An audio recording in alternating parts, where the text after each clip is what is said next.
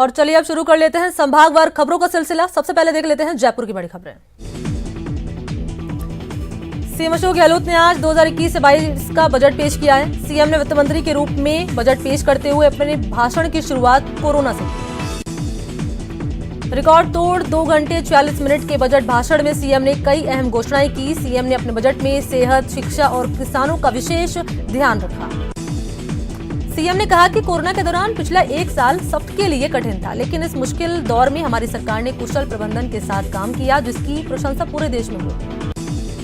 CM ने अगले साल से किसानों के लिए अलग कृषि बजट पेश करने का ऐलान किया। उन्होंने कहा कि किसानों को 16,000 करोड़ रुपए के ब्याज मुक्त ऋण वितरित किए जाएंगे।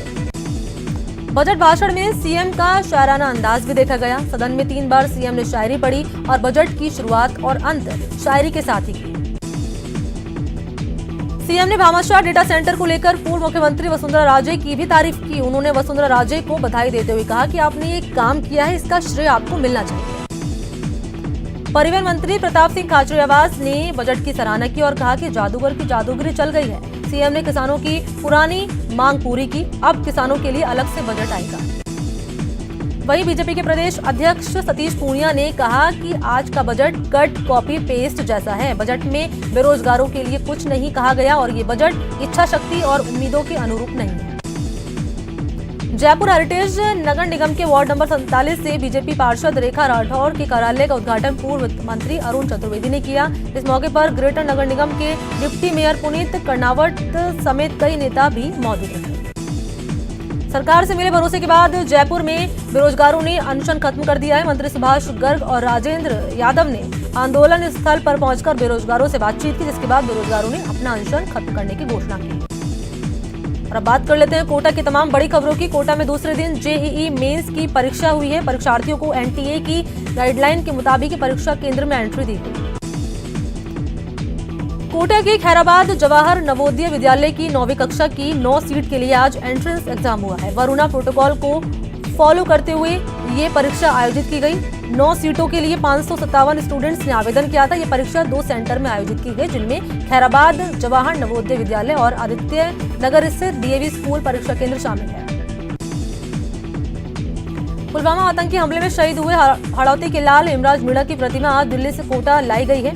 कोटा में शहीद स्मारक पर शहरवासियों ने पूर्व सैनिकों को श्रद्धा सुमन अर्पित करके श्रद्धांजलि अर्पित की। कोटा में बोनस की मांग को लेकर थर्मल पावर स्टेशन के ठेका श्रमिक हड़ताल पर हैं।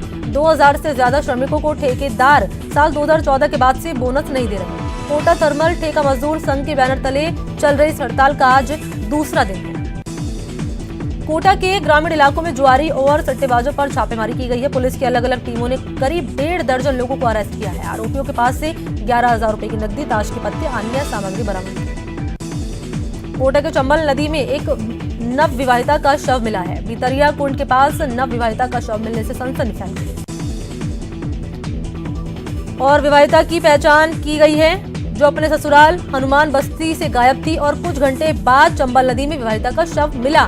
महिला का शव मिलने की सूचना पर पुलिस मौके पर पहुंची है और नगर निगम गोताखोर की टीम भी मौके पर पहुंची। शव को नदी के बाहर निकाला गया। कोटा में कोरोना संक्रमित मरीजों का आंकड़ा हो गया है 20,000 के पार। 3 और मरीजों की रिपोर्ट के बाद पॉजिटिव मरीज 20,001 हो गए। हालांकि एक्टिव केस मात्र 186 ही हैं, लेकिन जयपुर के सबसे ज्यादा केस कोटा में बताए जा रहे हैं। पॉजिटिव मरीज में 19,646 मरीज रिकवर हो गए, जिसके बाद 169 मरीजों की कोरोना के चलते मौत हो गई है। सीएमएचओ डॉक्टर उपेंद्र सिंह तंवर ने आमजन से कोरोना गाइडलाइन की पालना करने की अपील की। कोटा के टावा कस्बे में समाज ने भगवान मुरलीधर महाराज का दूसरा जन्म उत्सव मनाया। इस अवसर पर सेन समाज के मंदिर से शोभा यात्रा निकाली गई। सिर पर कलश लिए महिलाएं शोभा यात्रा में शामिल हुई। और अब देख लेते हैं भरतपुर की बड़ी खबरें। भरतपुर के नदबई के बेलारा हाई स्कूल में विधायक जोगिंदर सिंह अवाना ने 2 क्लासरूम और सरस्वती मंदिर का लोकार्पण किया। इस मौके पर स्कूल परिवार ने विधायक का स्वागत किया। भरतपुर के खो पुलिस ने स्थायी वारंटी गौ तस्कर को गिरफ्तार कर लिया। पुलिस ने बताया कि लल्लू नाम का ये आरोपी 9 साल से गौ तस्करी के मामले में फरार चल रहा था। पुलिस उसकी तलाश में कई जगह दबिश भी दे रही थी और अभी पुलिस के हत्थे चढ़ गया। भरतपुर के कामा में जमीन विवाद को लेकर दो पक्षों में विवाद हो गया। मामूली कहासुनी के बाद एक पक्ष के कई लोगों ने दूसरे पक्ष पर हमला बोल दिया, जिसमें 4 लोग घायल हो गए। घायलों की हालत नाजुक थी, जिसके चलते उन्हें भरतपुर रेफर कर दिया। बयाना के गांव शेरगढ़ के पास बाइक को बचाने के चक्कर में गिट्टी से भरा ट्रक पलट गया। हालांकि ट्रक ड्राइवर और खलासी ने कूदकर अपनी जान बचाई। भरतपुर के सेवर में बाल सुधार गृह में 6 बाल अपचारी भागने में सफल रहे। छत पर लगे जाल को सरिये से तोड़कर बाल अपचारी फरार हो गए। भरतपुर के पहाड़ी में किन्नरों की हवेली से चोरों ने लाखों रुपए की चोरी कर ली। किन्नर उत्तर प्रदेश के वृंदावन में सम्मेलन में भाग लेने गए हुए थे। भरतपुर को स्वच्छ और सुंदर बनाने के लिए वर्कशॉप लगाई गई है। वर्कशॉप में मेयर अभिजीत कुमार के अलावा पार्षद और अधिकारी कर्मचारी मौजूद रहे। भरतपुर के रोजगार कार्यालय पर रोजगार मेला लगाया गया, जिसमें बड़ी संख्या में युवाओं ने इंटरव्यू दिए हैं। रोजगार पाने के लिए युवाओं में भारी जोश देखने को मिला। भरतपुर में पिछले 5 दिनों से एक भी कोरोना का मरीज सामने नहीं आया, लेकिन एहतियात के तौर पर प्रशासन ने धारा 144 जारी रखने का फैसला किया। साथ ही शादी समारोह में 200 से ज्यादा और अंतिम संस्कार में 20 लोगों से ज्यादा लोगों के शामिल होने पर पाबंदी जारी रहेगी।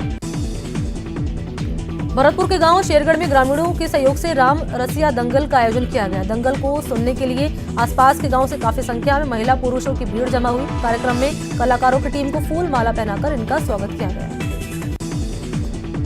और अब बात कर लेते हैं अजमेर की बड़ी खबरों की। अजमेर के दरगाह संपर्क रोड पर कचरा डिपो की वजह से लोगों को काफी परेशानी यहाँ पर हो रही है, जिससे नाराज लोगों ने नगर निगम के खिलाफ नारेबाजी की प्रदर्शन किया।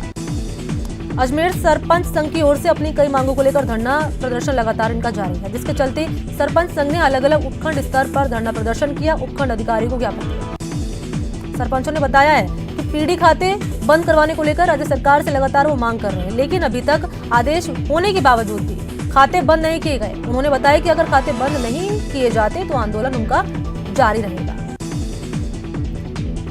अजमेर राजस्थान लोक सेवा आयोग के बाद शिक्षक भर्ती 2018 की वोटिंग लिस्ट जारी करने को लेकर अभ्यर्थियों का धरना लगातार जारी है। अभ्यर्थियों ने आयोग पर वेटिंग लिस्ट नहीं निकालने का आरोप लगाते हुए उनके भविष्य के साथ खिलवाड़ करने की बात कही। अभ्यर्थियों ने कहा सुप्रीम कोर्ट ने इस मामले में आयोग को नियुक्तियों देने का आदेश दिया, लेकिन इसके बावजूद भी आयोग कोर्ट के आदेशों की अवहेलना कर रहा है। पेट्रोल डीजल समेत गैस के दामों में लगातार हो रही बढ़ोतरी के बाद अजमेर में महिला कांग्रेस सेवा दल विंग की ओर से सांकेतिक धरना देकर केंद्र सरकार के खिलाफ प्रदर्शन किया है। गांधी भवन चौराहे पर महिला विंग की ओर से धरना दिया गया। साथ ही केंद्र सरकार के खिलाफ महंगाई बढ़ाने को लेकर लोगों ने प्रदर्शन किया। अजमेर रेंज में परिवादियों का आईजी ऑफिस के चक्कर नहीं काटने इनको पड़ेंगे। अब इन्हें घर बैठे ही आईजी ऑफिस से समाधान मिल जाएगा। आईजी एस सेंगाथीर ने परिवादियों के लिए ऑनलाइन सुनवाई की पहल शुरू कर दी। अजमेर के बापू नगर इलाके में पिछले कई दिन से पाइपलाइन में गंदा पानी आ रहा है। इलाके के जो लोग हैं जलदाय विभाग को इसकी शिकायत भी कर चुके हैं, लेकिन किसी ने सुध नहीं ली। इससे लोगों में काफी यहाँ गुस्सा बना हुआ है। जलदाय विभाग पानी का टैंकर लेकर क्षेत्र में पहुंचा और पानी पीने का उपलब्ध यहाँ पर इनको कराया गया। कोरोना के चलते जीवन गंवाने वालों की याद में भीलवाड़ा के बालाजी मंदिर में रक्तांजलि का आयोजन किया गया है। इस दौरान 108 लोगों ने रक्तदान किया। रक्तदान से पहले भगवान बालाजी को पुष्प भी अर्पित किया, 2 मिनट का मौन भी रखा और दिवंगत आत्माओं की शांति की प्रार्थना की। अजमेर में ख्वाजा गरीब नवाज के उर्स के समापन के बाद जिला प्रशासन ने गरीब नवाज की मजार पर चादर पेश करके उर्स के सकुशल समापन के लिए शुक्राना अदा किया। मौके पर संभागीय आयुक्त वीणा और आईजी एस सेंगाथीर भी मौजूद रहे। और अब देख लेते हैं उदयपुर की तमाम बड़ी खबरें। सीएम अशोक गहलोत ने हेल्थ सेक्टर के लिए बड़ी सौगात दी है। इसके तहत नर्सिंग महाविद्यालय खोलने, प्रत्येक परिवार के लिए 5 लाख का हेल्थ बीमा, हॉस्पिटल में जांच की संख्या बढ़ाने समेत कई बड़ी घोषणाएं की गई हैं। उदयपुर के सवीना थाना इलाके में इलेक्ट्रॉनिक्स की दुकान का शटर तोड़कर चोरों ने लाखों रुपए का सामान चुरा लिया। सुबह दुकान खोलने आए मालिक ने पुलिस को इसकी जानकारी दी। उदयपुर के बेदला गांव में करंट लगने से मजदूर की मौत हो गई है। समता नगर मोहल्ले में निर्माणाधीन मकान के बाहर से गुजर रही 33 केवी लाइन के पास से यह हादसा हुआ है। बताया जा रहा है कि राजू गमेती नाम का मजदूर बिजली के तारों पर प्लास्टिक की कोटिंग कर रहा था। उस दौरान मकान मालिक ने बिना विद्युत आपूर्ति बंद कराए मजदूर से काम कराना शुरू कर दिया था। ऐसे में मजदूर की करंट लगने से मौत हो गई। और चलिए यहाँ रुकते हैं छोटे से ब्रेक के लिए, जल्द हाजिर होते हैं।